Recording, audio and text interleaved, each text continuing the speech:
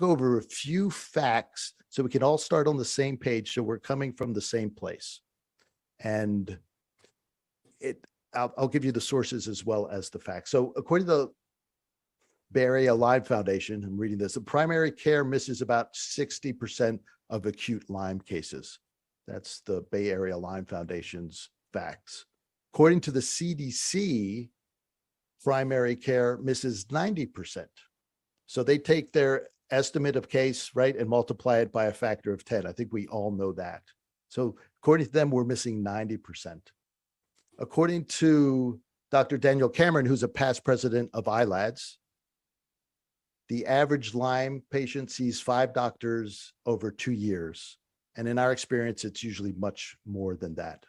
So if you take the CDC's number of 2019, that's 476,000, 90% misdiagnosed or undiagnosed, that is 424,000 people in 2019 who are at risk for chronic Lyme disease. That's criminal. By comparison, there are only about 264,000, which is also way too high a number for diagnosed cases of breast cancer. So that puts it in perspective there. So we've got 5 parts tonight. Dr. Nicola is going to go over what's working now in her practice. We're going to invite you to be part of the solution, to become an advocate for people with Lyme disease, and then to kind of decide for yourself what's next. And I hope you decide to be an advocate. And then we'll have question and answers if we have time for that. And then I'm going to tell you how to get some free stuff at the end of this. So Dr. Nicola, it's all yours. Oh, I got to unmute you again. Hang on. Here we go. Should have made you co-host.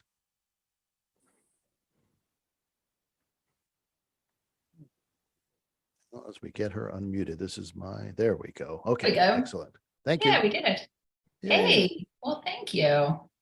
Thanks, McKay. Yeah, so I'm going to share my screen in a sec, but just by little introduction first. My name is Dr. Nicola Ducharme. I am owner and medical director of Restore Medicine in sunny San Diego, although it's not so sunny right now. And I've been working with Lyme since about exclusively since about 2005. I started in 2003. So I've definitely been like in the trenches for quite a long while. And so, yeah, we're just going to sort of share with you tonight. I'll go ahead and share my screen here. Let's see, did that work? Yes. Be good, McKay? You can see my screen? Yep. Perfect. All right. So, I mean, McKay and I are both on a mission, right? So I have been doing this for enough years to have seen a lot of the shenanigans that has gone on, that has impacted patients greatly and their families and, everyone around them. And so, our goal is to train up nurses, coaches, healthcare practitioners, more for the higher levels of like triage and treatment. But we're also really aware of this need to broaden the base of people with enough knowledge to be an advocate, to at least know enough about Lyme and co-infections to recognize when they may be going on, and whether that's, as a practitioner or as a patient, you can still put on that advocate hat. There are still things that you can do. And so that's kind of what we're talking about tonight. There's 5 parts, as McKay was saying. I'm going to start talking about what's working now. So like in my practice, there's some new areas that I've been delving into that I found really, really important and really helpful. So I'm going to share a little bit about that. And then we will go into, some of the other parts after that.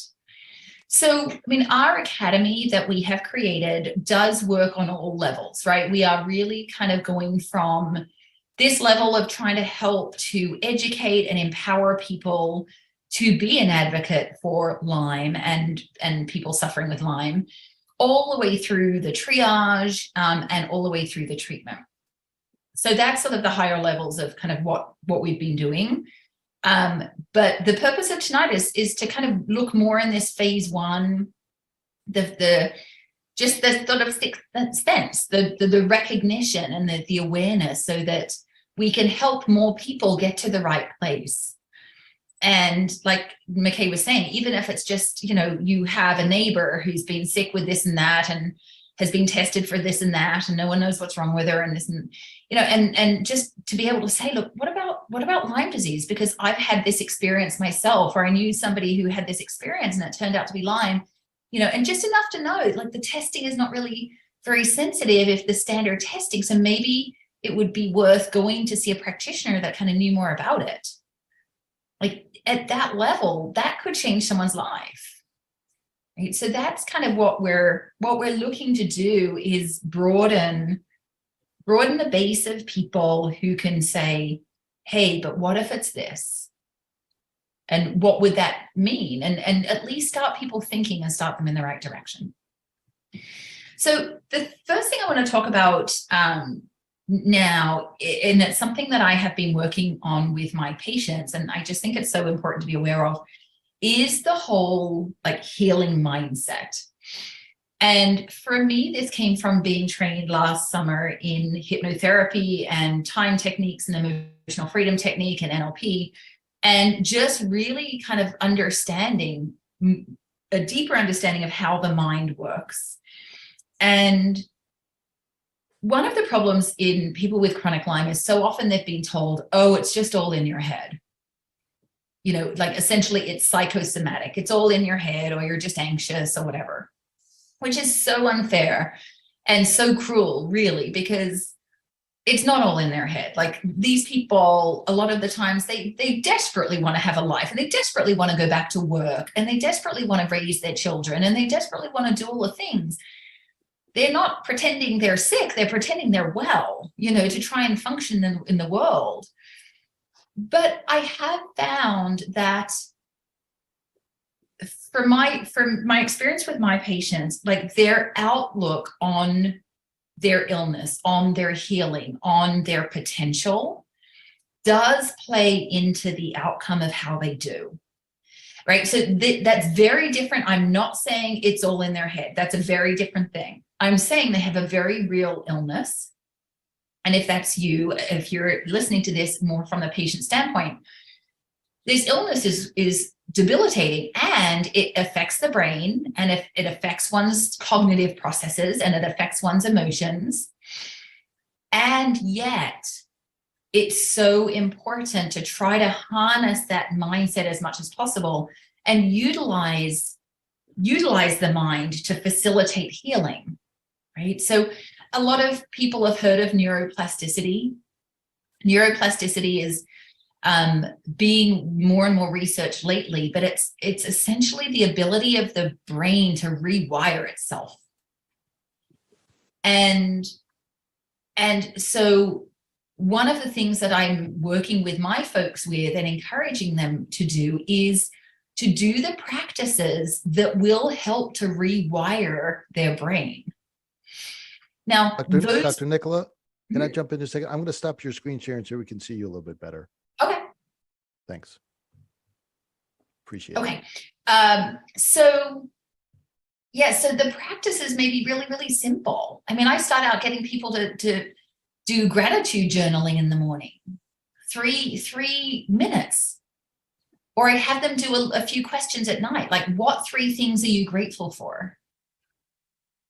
What are 3 ways you took care of yourself today? What are 3 wins you had today? Right? It's so important that we help people to start seeing the positive, and therefore, like, create those neural pathways that are more positive. And this ties into, we were talking a little bit earlier about this whole area of like medical PTSD. A lot of patients with Lyme have been so poorly treated by the medical community, and they have stories of like the years of misdiagnosis, the number of times they were thrown out of a doctor's office or laughed out of a doctor's office or told they just needed a psychiatrist or needed an anti-anxiety med. right? Story after story after story. And it's heartbreaking. And at the same time, being stuck in the story just keeps people stuck in the negative. Okay, so it's a fine line between not wanting to discredit or discount someone's experience, but also being like, okay, that happened. I get it. That's really shitty. Excuse my language. That happened to you.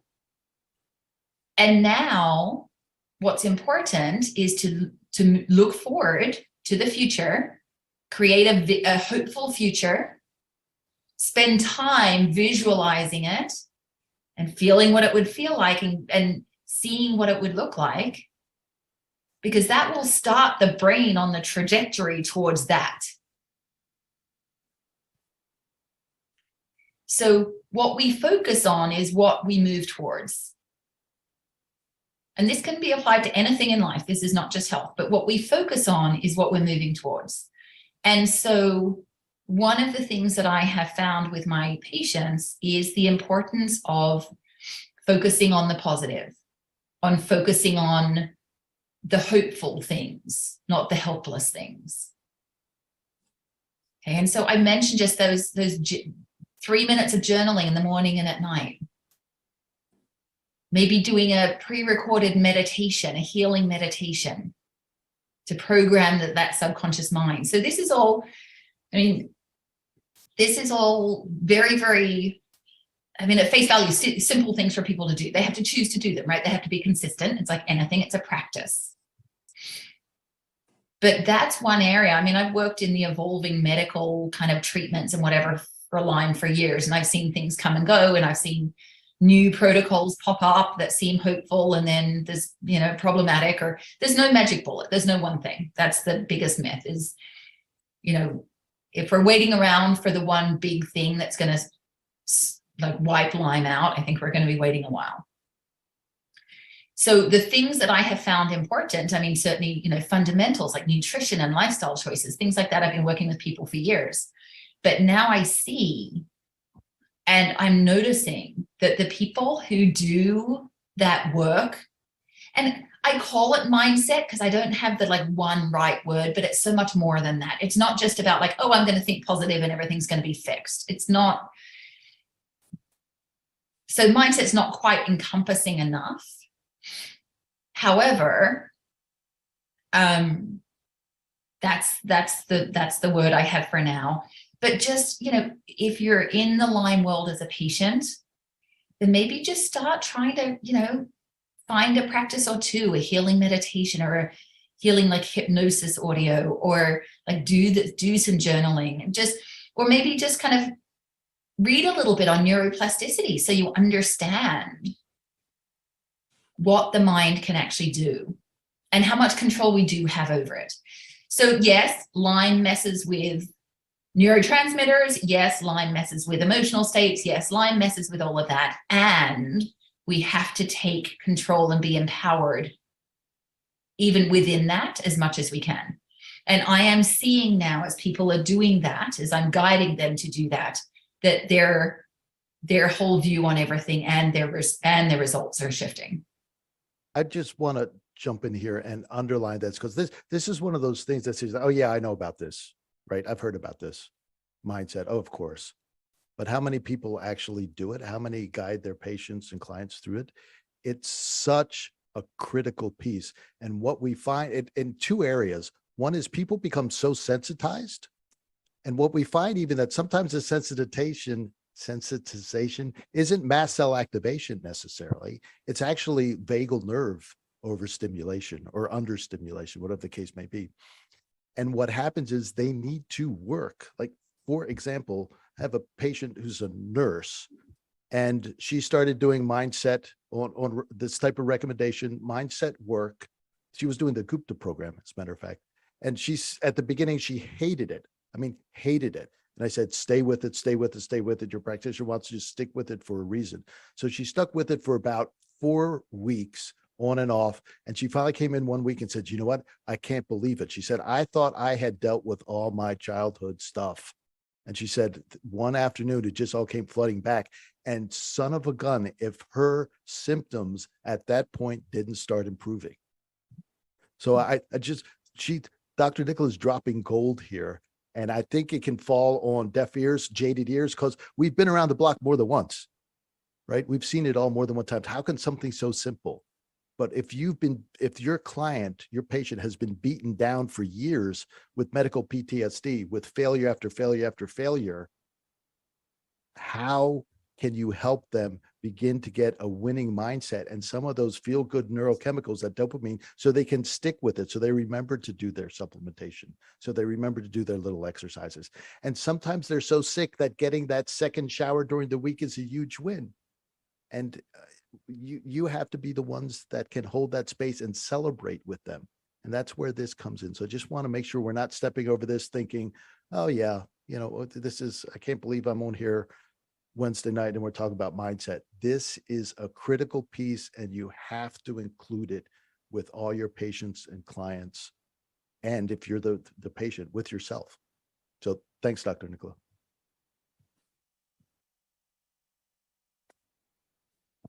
And here we go. There we go. Okay.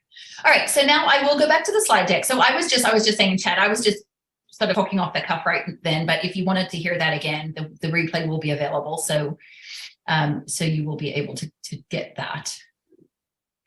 And each month we're going to do these Lyme updates. So each month we're going to have like a different topic or something that I will share that I feel is, like really important in the world of Lyme.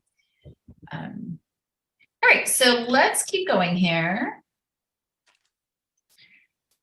All right, so next we want to talk about being part of the solution. And we have talked about this somewhat already. The first level or the first stage is awareness. It's just the recognition of, chronic Lyme is out there. It's everywhere. It's not just in the Northeast. It's everywhere. It affects, every age, every gender, every socioeconomic status. It's everywhere. So the first thing is awareness. The second is the advocacy, being an advocate. And that's what we've talked about a lot so far. And that's what we're going to sort of continue with. The third step is triage. So this is more getting into the health practitioner level.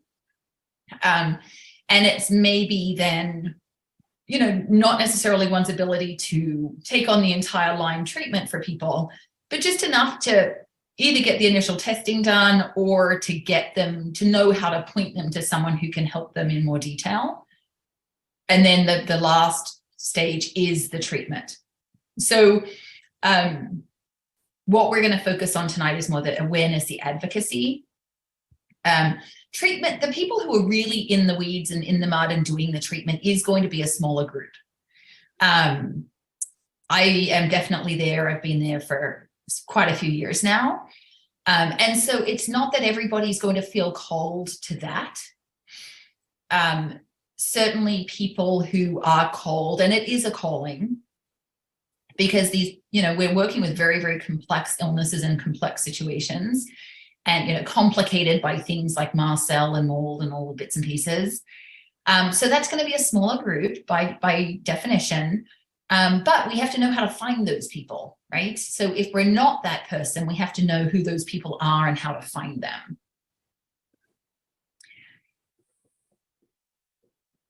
All right. So here's just, it's sort of a mixed bag with Lyme, because we are seeing some things like this is January 2023. This is really recent. So Texas A&M research aims to improve Lyme disease diagnostics. Great. Research being done to improve Lyme disease diagnostics. Love it. Clearly we need as much research there as possible. But here's another one, New Hampshire Public Radio. This was just, August last year. Even in bullseye New England region for Lyme, disease often flies under the radar. So here we have, another reflection of the misdiagnosis, the lack of diagnosis of Lyme. And here we are, July 2022. Is chronic Lyme disease real? Really? Please, And And 5% of people who have Lyme disease say they experience symptoms long after antibiotic treatment. Even that number is ridiculous. Like it's way, way, way more than that. Another one from earlier this year, warmer winter weather kicks off East Coast tick season early. Prevention helps protect people and pets from disease. So that was, and here's where I think is the irony is like in vet circles, you hear quite a lot about Lyme and tick bites and, you know, how to protect your dog. And we're putting stuff on the back of their neck every month, you know, and even, you know, I'm a horse person. And so even in the horse world, there's some awareness of Lyme. I'd say probably not as much as with domesticated animals, but you know, you can go to your vet and ask for a Lyme test, and then they'll test your dog. And if it has Lyme, they'll give doxycycline, and nobody questions it, you know. But if you're a person, that's a little harder. So clearly we have a continuing growing concern. So from 2016 to 21, in rural areas, Lyme rates increased 60%, and in urban areas increased 19%. And then from 2007 to 21, so a wider time range, in rural areas, the increase was 357%, and in urban areas, 65%. So it just keeps on getting worse and worse. The University of Maine gets some federal funds for tick research as state sets record for Lyme disease cases. Well, that's great, but I wonder how is that going to filter down to patients, right? Now, part of the problem with this whole IDSA situation is if chronic Lyme doesn't exist, which it really doesn't per the IDSA, if the IDSA statement is that chronic Lyme doesn't exist, then how are we going to get funding to help with more like treatment options for chronic Lyme? You know, and we've got some statistics in a minute. Well, maybe I'll share that when we get to it. But, you know, NIH spending for vector-borne diseases in 2018, $63 per Lyme patient. West Nile was 13,600 and malaria was 118,000. So, I mean, it's just wild how little funding there is for this, the fastest growing infectious disease. It's really crazy. And I always think of it in terms of HIV, right? So when HIV sort of, I guess back in the 80s, it sort of grew and was, you know, it was everywhere. It was all over the news. It was all over, like celebrities were starting foundations, and there was so much research money put to it. And it was just this huge push to figure out HIV and AIDS. And fast forward to today, and there's now medication protocols, there's drug protocols that people are living long, you know, satisfying lives with HIV. Whereas if you look back in the 80s, the death toll was pretty frightening. Why isn't that happening with Lyme? Why is Lyme being swept under the rug? It just doesn't make any sense. And then, you know, we look at the statistics and all of that, it's all fine and well, but then these are real people we're talking about. So the Gophers is a team, a little league team in Minnesota. The pitching coach had to take a leave of absence to focus on fighting Lyme disease. Shania Twain was petrified to sing after open throat surgery due to Lyme disease. Justin Bieber had Lyme disease. Like Ash Barty, an Australian tennis player, had Lyme and had a couple of years out of tennis because she was struggling to recover. So, but again, it's not just, you know, it's not just these famous celebrities that we're looking to. This is friends, family, loved ones. This is community. Right. And so, McKay, I'll stop screen sharing for a little bit and turn it back to you. But we just thought it would be interesting to hear from a couple of you. And, you know, obviously we don't have time to go into, you know, long backgrounds and stories. But just, you know, how many, if you're a patient, how many practitioners did you see before you got diagnosed? Thanks. If you're willing to share a tiny postage stamp version of your story. And I think in this conversation, what Dr. Nicola asked for is perfect. It's like, how long did it take you before you were diagnosed? And how many practitioners did you see? So if you're willing to say that, or if you're a practitioner, is like, what are you seeing when people finally make their way to you? What are you seeing? And what are the hurdles that you're seeing in terms of educating and advocating for patients and clients out there? So the way to unmute yourself is to raise your hand. So if you go to the bottom there and click on the reactions, there's a little raise your hand bar, and the little hand will come up, and that will bring you to the top, and I'll ask you to unmute, and you can share your story. So please don't be shy. If not, you'll have to listen. Okay, perfect. Thanks, Ori.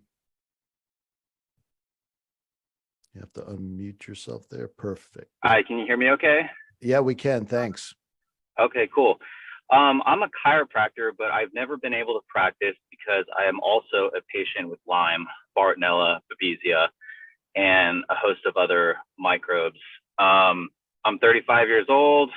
I've been onset of symptoms age 20, debilitated and on disability by age 24, and I've never been able to work. And I've gone down the rabbit hole for quite some time. I didn't get diagnosed for Lyme until 2019. So who knows how long I went undiagnosed. This whole time prior to then, I had been doing,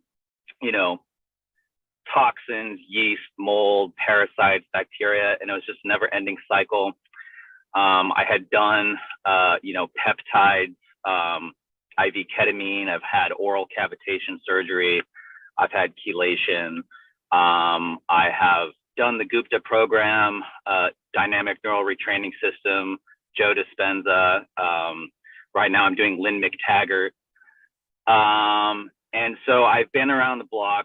I just started IV antibiotics. I'm actually here in San Diego. I'm from San Diego. I grew up in Rancho Bernardo. I'm living at home with my mom.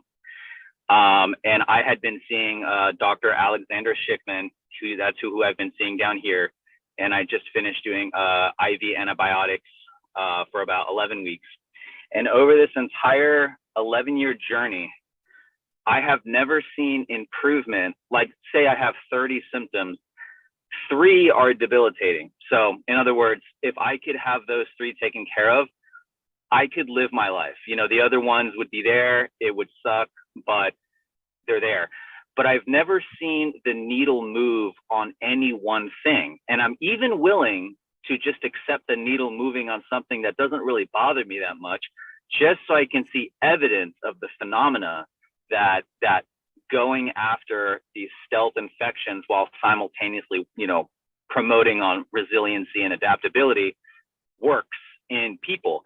And so I guess the question is, and right now, with my current practitioner, I'm sorry for rambling. I'm assuming I probably have a longer history than most people listening on here because I'm both a patient and someone who's hopefully going to be going into this on the professional side. Is at what point do you rule, does one just show up positive with an infection, but that's not really what's the cause of what's going on? Obviously, the philosophy of just going after bad things and giving the person good things generally ends up doing good things. I understand that philosophy, but in terms of clinical relevance, that's number one. And then the second thing is, how do you know when that bacteria is gone or in remission? Because, we have IGeneX and we have Galaxy, and a lot of, unless you have IgM, you're just looking at IgG. And so, my current practitioner, for example, he uses these other autoimmunity antibodies as sort of pseudo markers. So if these come under control, it tells him that an infection is in hibernation mode. I don't know whether that's an agreed upon principle across all practitioners. And then even if it's in hibernation mode, do you go after the cysts? Do you go after the biofilms? So, or do you just kind of play this whack-a-mole? So these are all answers that I, as a patient, am trying to find out for myself, but I've spewed a lot. I'm interested in whatever you have to say with regards to those things. Ori, thanks so much for sharing. That's a whole masterclass and PhD but Dr. Nicola, there's so much there. Will you address a couple of those? And I think where we need to go with this is the chess match, right? The marathon, not the sprint, and so much else that's involved, because we do have to think outside the tick, especially when it comes to chronic Lyme disease. It goes way beyond the Borrelia, the Babesia, the Bartonella, whatever else opportunistic infections that have cropped up, viruses, parasites, the list goes on and on and on. So anyway, I'll be quiet now. So Dr. Nicola. Yeah, I mean, like you said, that's a whole PhD level. But so just to answer your question in terms of the testing, when one only has an IgG test in the first place, it makes it really hard to retest to get valuable information, right? So I have patients that, when are we going to retest? And I'm like, well, okay, so first of all, you're not symptom free yet. So if we retested, how would it have us do things differently? Like, we're still treating. But also I say, well, wait, let me see what your test showed to start with, because if you don't have positive IgMs, you don't have that baseline to try to then get to negative IgMs. Whereas an IgG can stay high for a long time, even if someone's in remission. So Ori, for me, I mean, I'm very much centered in like the clinical response.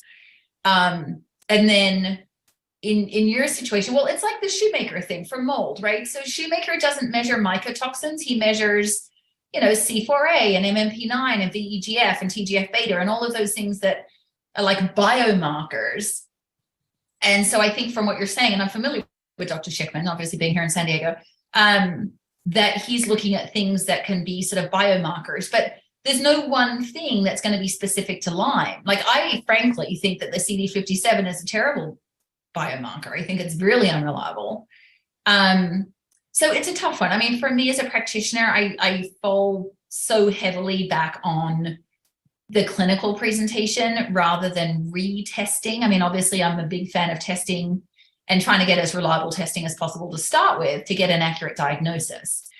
And then it's like what else is going on? What else? Is there anything else that could have been missed that could be evaluated that would explain why you're doing all this treatment and not having a positive response? So, but yeah, the retesting question is tricky. Thank you. Anybody else have a story to share? We have time for one more. I'd rather it be you than me telling you about my relapse. I'll give you yeah. Hi, Anita. Thanks. Hi. Well, we've been on a long trip. My son was diagnosed on the autistic spectrum at age 4. He's now 26. So we didn't know to go. I mean, this direction of Lyme was not even thought of, or anybody was even discussing it, forever.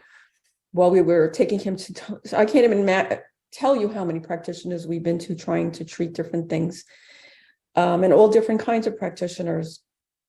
I mean, could have been 20, 30. We went to 13 homeopaths just alone, just homeopathy alone. We've been to some, many medical doctors. We went to a medical doctor out in California. We went to one in Texas. I mean, in Connecticut. I mean, New Jersey, New York.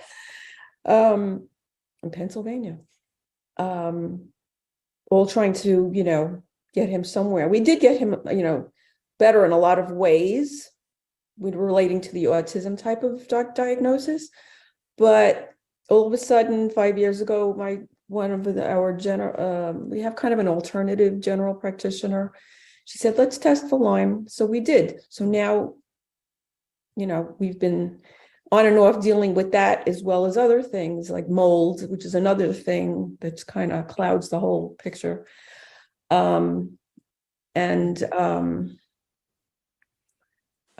So that's where we're at right now, trying to deal with Lyme and learn as much as I can about this whole mold thing, which is kind of everybody, again, treating it in a different way, looking at it in a different way.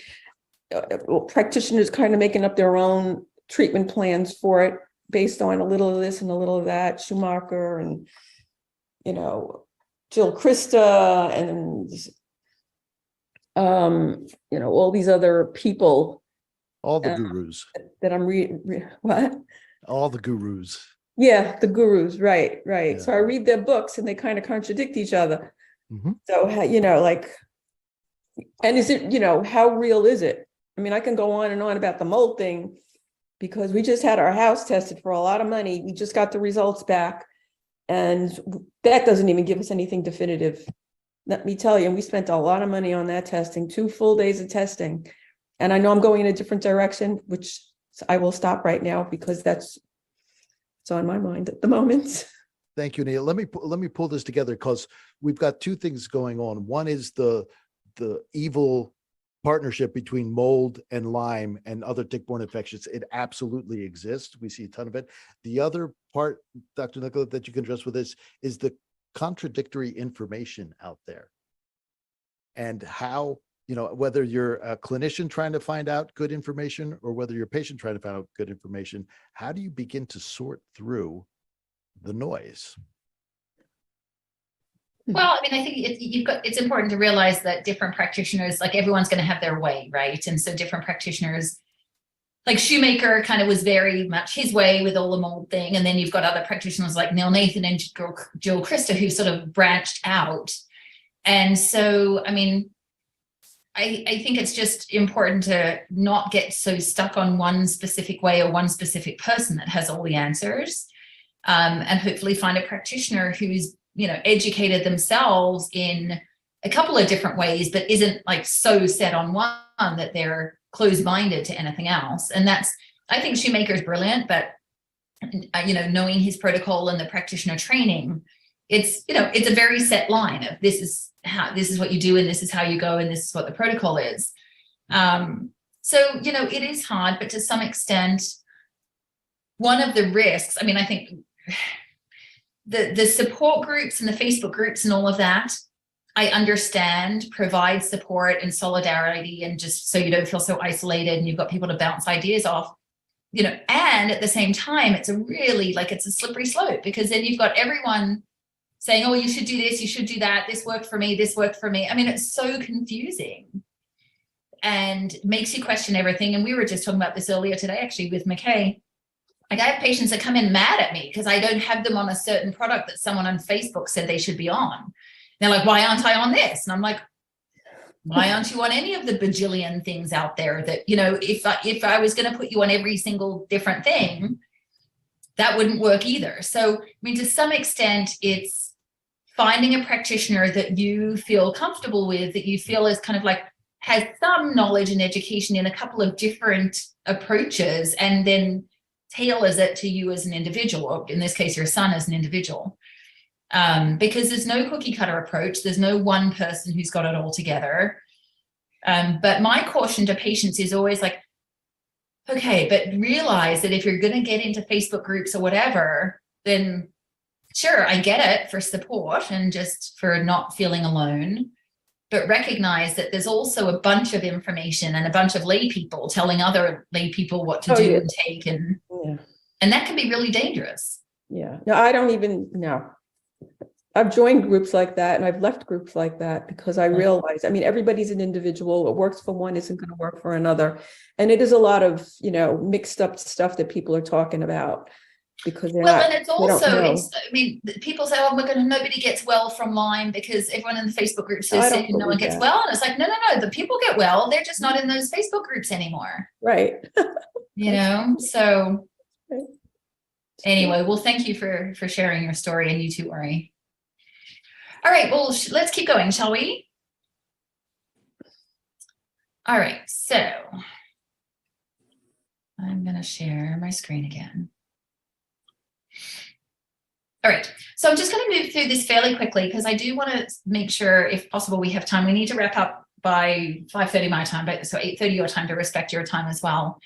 But here's what I think is, part of the biggest challenge, like the contributors to the epidemic: poor primary care diagnostic skills. So we've talked about that. Like, doctors are not trained to look for Lyme, to recognize Lyme.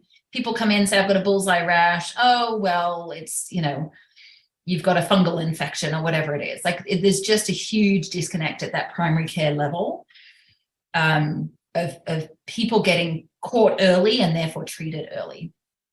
There's also the magic bullet fallacy. Just take 14 days of doxycycline and you'll be fine. And people are told that whether it's acute or chronic. I mean, people with chronic Lyme who've been sick for 20 years have been given 14 days of doxycycline and said that's sufficient to treat your infection, end of story. And that's not true. There's no like, oh, just take this drug and you'll be better. It just doesn't work that way. We talked a little bit already about the IDSA guidelines, right? So the Infectious Disease Society of America have treatment guidelines that dictate what primary care docs and infectious disease docs are giving for Lyme. And the maximum in the guidelines is 28 days of an antibiotic. That's the maximum. Most of the guidelines are like 14 days, maybe 21, typically a single antibiotic. And so the guidelines, which are, you know, these standards of care that doctors are following, just, you know, they're not appropriate for what really works for people. So the guidelines say that Lyme is hard to contract. They say it's easy to diagnose and, you know, and that it can be easily treated. And we know that that's not the case, but that's still the dominant, you know, rhetoric. So we want to be part of the solution. We want to like be aware. And so that's what we're talking about tonight with the advocacy, with that sort of the sixth sense. So if you're a practitioner, you know, the key is to know, to recognize some of the different variables of what Lyme can look like, how it can show up. And, you know, one of my big clues along the way has been, you know, Lyme is the disease that can affect every different system in the body. And the problem, one of the problems I see is that in the allopathic, you know, Western medical world, the body has been divided into segments or systems. And so a rheumatologist is looking at, you know, the muscles and joints and connective tissue. A neurologist is looking just at what's happening in the nervous system. A psychiatrist is looking at like what's the psychological and psychiatric elements. A gastroenterologist is looking at it from a standpoint of like what's going on in the digestive system. Whereas there's not really one practitioner who's pulling it all together and seeing people as a whole person, like treating the whole person. And that's, I won't go on a tangent, but that's one of the things I loved about naturopathic medicine. Is one of the philosophies, one of our central tenets of naturopathic medicine is to treat the person as a whole. But in Western medicine, when we've got people broken down into systems, so the neurologist can't find anything wrong with the central nervous system, and the cardiologist doesn't find anything wrong with the heart, and the rheumatologist says you don't have autoimmune disease. And so they're all seeing their piece of the puzzle, or they're like part of the elephant, if you will, and saying, I can't find anything going on here. So that's classic Lyme, is every system and every specialist is like, I can't see anything going on here. But you ask the patient and there's something going on in every single system of their body. So, you know, it's difficult, but some of the roadblocks here are, you know, the mistaken belief that no Lyme is present in a specific area. Can't tell you, I mean, I'm in San Diego, can't tell you how many times I've heard that. There's no Lyme in California. There's no Lyme in, you know, San Diego. There's not as much Lyme in San Diego as you know, Napa Valley, for example, or some of West Central New York, Pennsylvania. I mean, granted, I admit that, but I've had patients 10 minutes from my office. I'm 10 minutes from downtown San Diego. Patients bitten while out gardening and contracted acute Lyme, bullseye rash, all the things. Right? So that's one of the things. The IDSA claiming Lyme is cured with one course of antibiotics, which is rubbish, and it's just simply misdiagnosed. So a couple of things that can, you know, be helpful. And this is something that too, if you're looking at, if you suspect someone you know has Lyme and you want to just kind of help them out a little bit, just to sort of screen and see if that might be a thing, you could point them to something like Dr. Horowitz's Lyme assessment. He's got a very detailed questionnaire that's just a simple screening tool. And so even something like that, just to get people thinking like, oh, I checked a lot of these boxes. This is a screen for Lyme. Oh gosh, maybe. You know, and then we get into the clinical assessment, and then we get into the right testing. And so those are all sort of further up the line of practitioner roles. But just something like the awareness of a basic screening tool can be really, helpful as well. So this is just an example of it. It's quite in depth. His questionnaire is quite lengthy, but again, Lyme affects all the systems. So it can do everything from pelvic pain to heart palpitations to twitching of the face. And, it can do so many different things.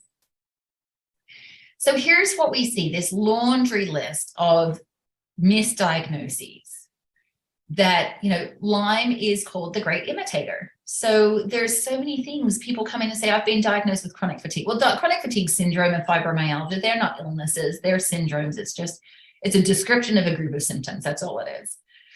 But when you see the diversity of the misdiagnoses that have happened, you realize that this is these specialists looking at their one system, trying to explain away what's happening in the one system without seeing it as a big picture.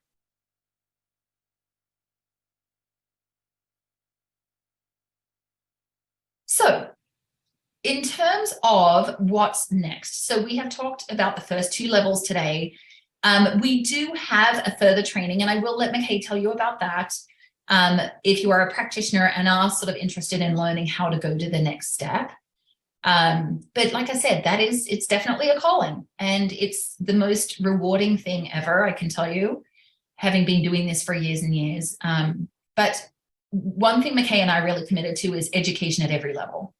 So if we can help, patients be able to be, a bit more empowered, or if we can help community members be able to, offer a possibility to a family or a family member or friend that's really suffering, then that's equally important to us as training practitioners at the highest level. So that's really been our goal, is to really try and kind of, be serve and provide value and provide help at kind of every piece and every level along the way. So with that, I will hand over to McKay. I say thank you very, very much for being here. So we may have a few minutes for questions. Again, McKay, I'll leave that up to you. So I will definitely be here and hanging out. But yeah, thank you so much for listening, and thank you for your attention, and for being a stand for people with Lyme. Thanks, Dr. Nicola. And I forgot to tell everybody at the beginning, she's sneaky smart. It's like she just comes off as, your best friend next door, having a casual conversation. And then all of a sudden, the knowledge bombs start coming out. And she just really has studied this and other things over the years to become an expert in Lyme disease. It's really amazing. I'm honored to be able to work with her and to share her knowledge is what we're about. Now, if you hang on to the end, right at about 8:30, I'm going to tell you how you can get free stuff, which includes a recording of this, the slides, Dr. Nicola's notes. We're going to give you a copy of Horowitz's, a PDF copy of Horowitz's Lyme quiz, so you can use that for yourself and other people. I'm also going to give you an address for an online version of it. Now, the online version doesn't collect any data, so it's not about harvesting emails. It's just literally a service that you can give to people, a resource to give to people. So if they don't screenshot the thing at the end, they have to take it all over again. So there's no way to do it, but it goes through step by step and walks them through. It takes about 6-7 minutes to do that. So in the meantime, for the next about 10 minutes, want to open it up for question and answer. Again, if you have a question specifically for Dr. Nicola, raise your hand, use that reaction button at the bottom, click on that, and I'll unmute you, or ask you to unmute, to be technically correct. Does anybody have a specific question? Going once. Terrific, Catherine. Here you go. Just click the unmute. Perfect. Thanks. Hey, hi. Thank you for doing all of this. It's just always feels better to, not that, I guess, misery loves company. That's not it. It's that it just is very supportive to be around other people who find this important and are struggling with it. My question is, what do we know is happening legally or politically. I know that I was watching the movie The Red Ring, and it talked a lot about the NIH and kind of the top-down approach, which is really throwing us all on the bus.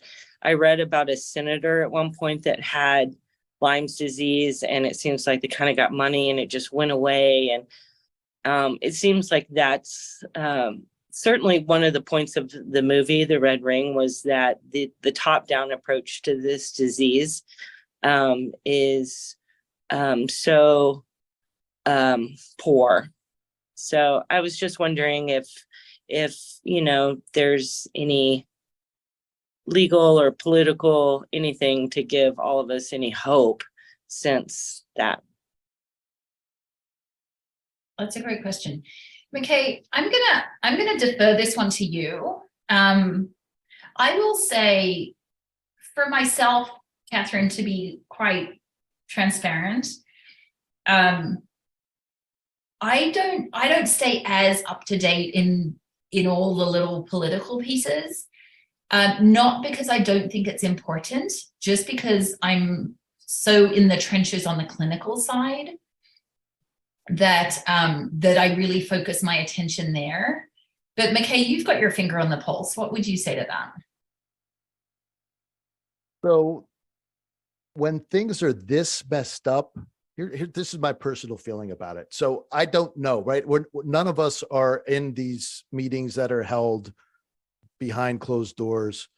So none of us really know. My feeling is that when things are this messed up, it's hard for us to believe that they can get so out of whack, so that such a poor job can be done by professionals. Like, how can they be so bad at their job that they're missing 90% of people with Lyme disease? That's horrible. That's terrible. If Dunkin' Donuts got your order wrong 90% of the time, they'd go out of business pretty quickly. You'd start going somewhere else in a hurry. So how can this be? And I think what happens when our brains want to understand, it's like, I don't understand. It's a painful spot for our brain to be in, not to understand what's going on. So we begin to construct, in the absence of information, we begin to construct an explanation for why. And I think the idea that it's top down is clearly one of the problems. The IDSA is, quite frankly, and excuse me if somebody else here is related to them, they're the enemy. They are standing in the way of progress. And for whatever reason, but that's the way human nature. It's not necessarily because they're evil people.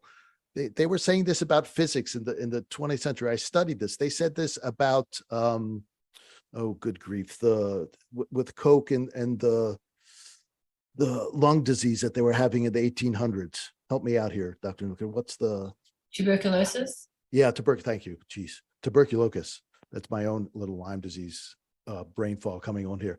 But it's like, even back then, they couldn't break through the establishment. That's the way that human beings work. The establishment gets established, and like Einstein said, we can't solve today's problems with today's thinking. You have to have tomorrow's thinking. And we're stuck in today's thinking. And it's unfortunate, and we can't wait anymore. Like that's what happened with my participation in Lyme Ninja Radio. When I stopped, I got depressed. I said, there's no answer here. Why won't these doctors help us? We have to educate the doctors. I've given up on doctors. Not that they're bad people. Maybe we could do it one-on-one and that can happen. But as a community, we need to go around them. We need advocates. We need people who can triage, and we need people who can actually treat Lyme disease. We really truly do. And even amongst the professional associations, the training is inadequate because as Dr. Nicola was saying, the focus is too narrow. You have to be able to see a broad person. You have to have broad experience. And it is a chess game. It's not tic-tac-toe. It's not a sprint. It's a marathon. It's a chess game that takes a while to pull apart. And you have to be, as a practitioner, willing to take loss after loss after loss. We heard Ori's story. He's been going through this a long time. I'm sure there are others here who've been through the same sort of thing. As a practitioner, it's hard to stay optimistic and stay focused and to keep going in the face of loss, and just to stay curious and open. What else could it be? What else could it be? Let's not give hope here. We can do this. Oh, look, you did get a little bit better. You got your second shower this week, right? Things begin to turn around. Oh, maybe it is mast cell activation. Maybe it is heavy metal poisoning as well. Maybe it is mycotoxins. Maybe it's a genetic detox problem that we haven't uncovered yet. You have to be able to go beyond. And I think that's where we are. So I haven't seen that particular movie, and that's a long, windy answer to get around. I do think it is a top-down problem. I think that's what happens to institutions. They're top-down. That's by nature. Innovation comes at the edges every single time. The Wright brothers were not the Department of War, and they figured out how to fly long before the Department of War did it for the US. And that's where Dr. Koch and tuberculosis cure came from. He was a country doctor in Germany, right? That's where innovation comes from. And that's what we're hoping to see. The other thing I think that's important to say, it's also about the world says it's also about the money. That may be part of it for sure. Definitely there's medicine and money. Let's not even go that rabbit hole. There's a massive problem with the system. And we all know that as well. And I just lost my train of thought. So I'm going to be quiet after that. Okay. So Catherine, I hope that begins to address your concern. I think it's a wonderful insight that you have. And it's just absolutely the case. And we can't wait around anymore. We have to be the ones who make the changes. We are the ones who have to advocate and learn to triage. Anybody else? Dr. Nicola, and she has to wait it. I got to find you and unmute you. Here we go. Okay, there you are. That's all right. I was just saying, hey, I need to be unmuted.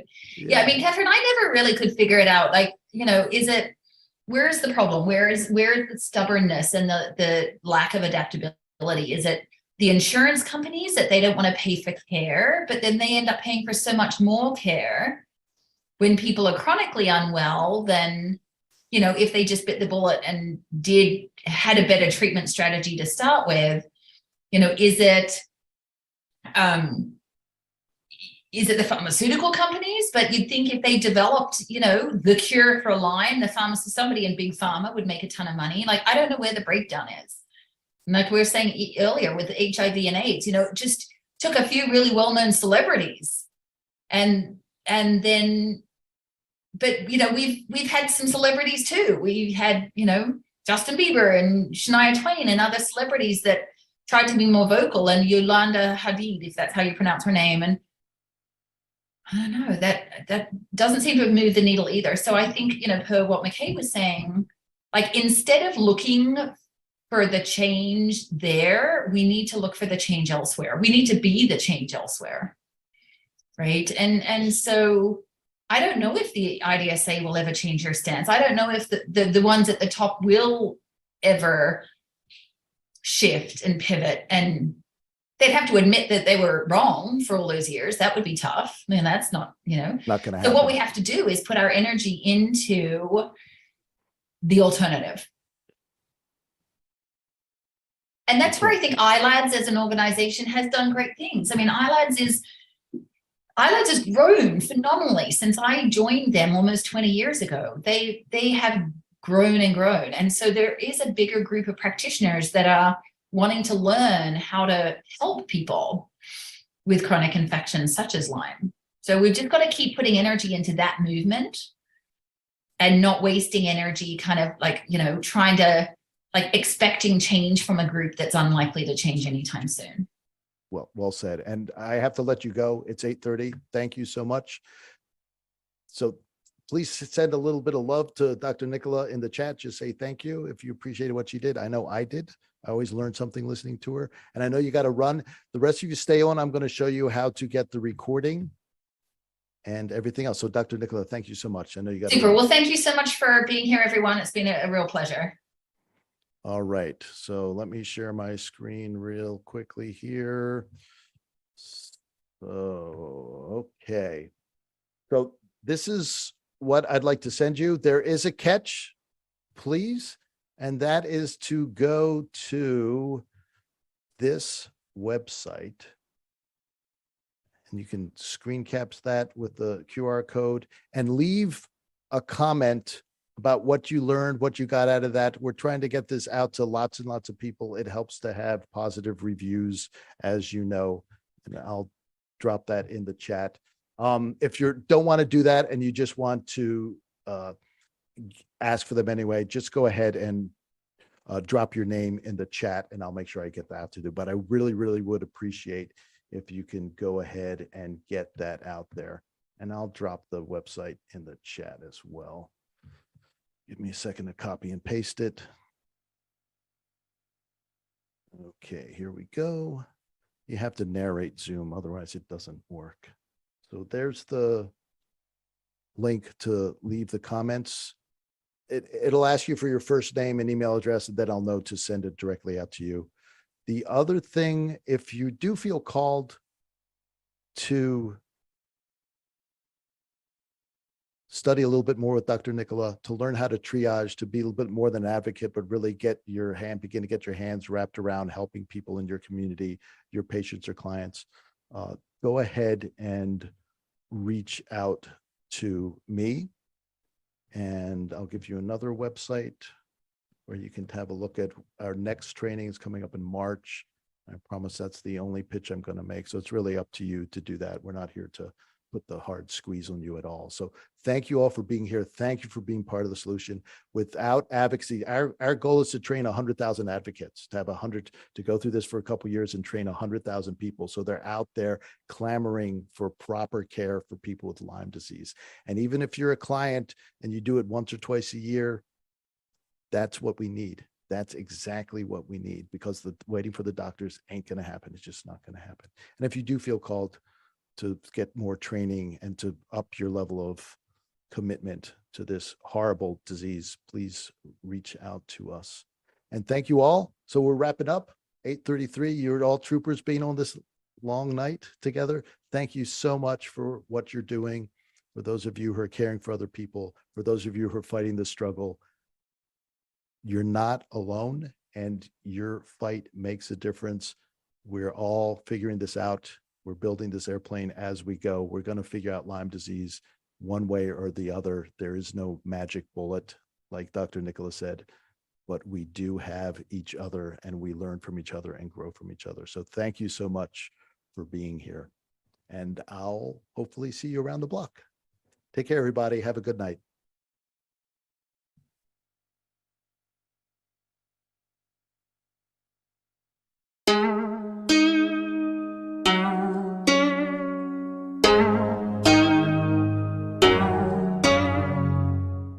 Lyme Ninja Radio is a purely public broadcast and is not intended to be personalized medical advice for any individual's specific situation.